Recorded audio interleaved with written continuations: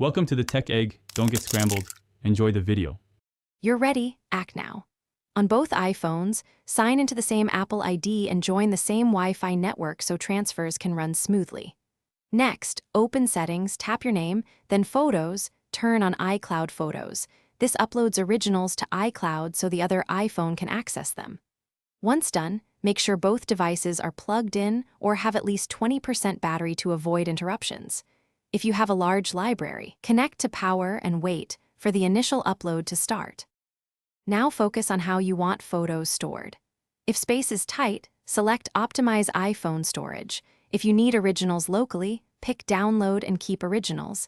This controls device usage and download behavior. Monitor the Photos app's All Photos album to confirm items appear. The status bar and thumbnails indicate downloading or waiting.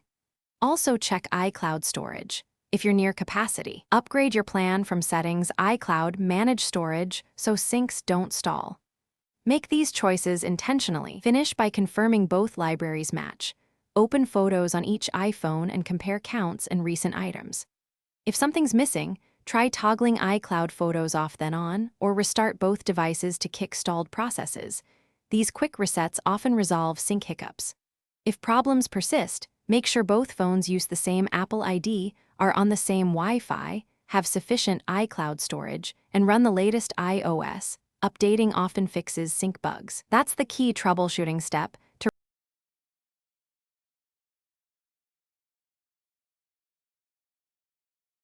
Thanks for watching. Consider subscribing if I helped unscramble your problems.